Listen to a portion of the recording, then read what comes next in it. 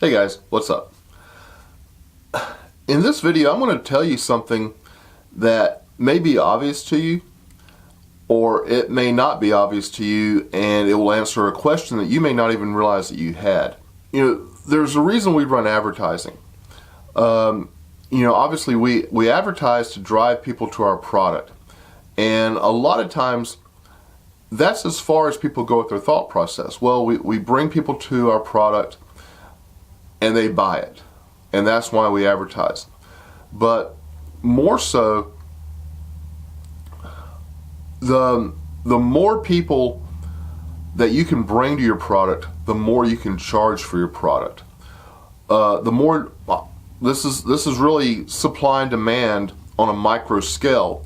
But when you have 1,000 people who see your product, there's a price you can charge for that. But when you have 100,000 people see your product, you have the opportunity typically to charge more for that product.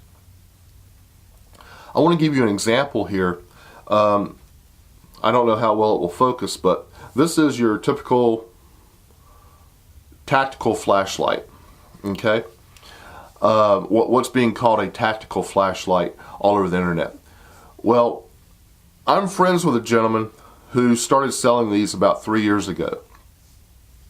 And he doesn't sell them on Amazon. He sells them via the internet, but he does not sell on Amazon. He has a Shopify store. And he also sells them outside of the Shopify store.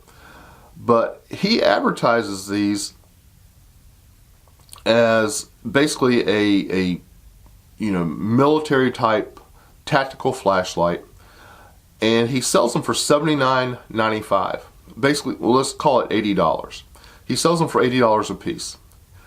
He has sold tens of thousands of these over the last few years. So you're saying, whoa, I've got an $80 flashlight.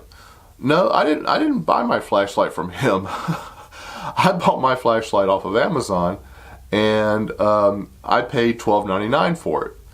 In fact, I went back later and bought a twin pack of these, and I think I paid $15.99 for 2 of them.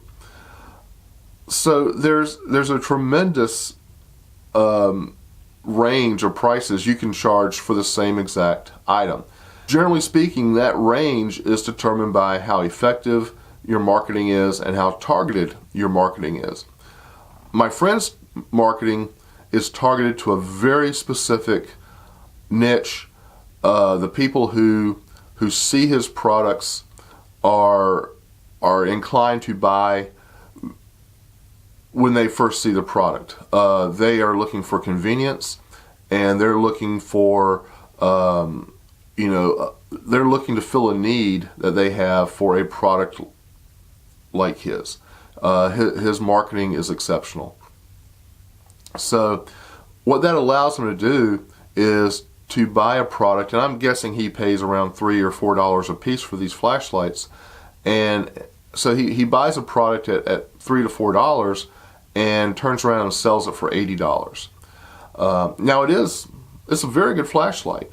It's well made, solid as a rock. This one's been beat up, it's been dropped, it's been underwater, and it functions perfectly to this day. But again, I paid a fraction of what he charges for the flashlight. But even at $80, if you got this and you lived in a vacuum and you didn't realize that you could buy it for much less, you'd probably be pretty happy with it. This is a virtually indestructible flashlight. But I just wanted to give you this example of how effective marketing can really impact the prices you can charge. Now, this may not work really well on Amazon, but it will work in a Shopify store that has a narrow niche that you are marketing to specifically, and it will work if you have just an independent store set up where people are coming to your store. They're not seeing 20 other products that are similar. They're only seeing the one product that brought them there. And for those people that are looking for convenience, they pull out their credit card and make the purchase without doing a lot of comparison shopping. So the opportunity is there to do very well. So again, I just want to give you another example of why your marketing is so important. It's not just about bringing people to your product. It's about bringing them to your product in large enough numbers so that you can charge more for your product, you can create additional demand for the product, and you can make a lot of extra money doing this. So anyway, if you haven't done so, please hit the like and subscribe button.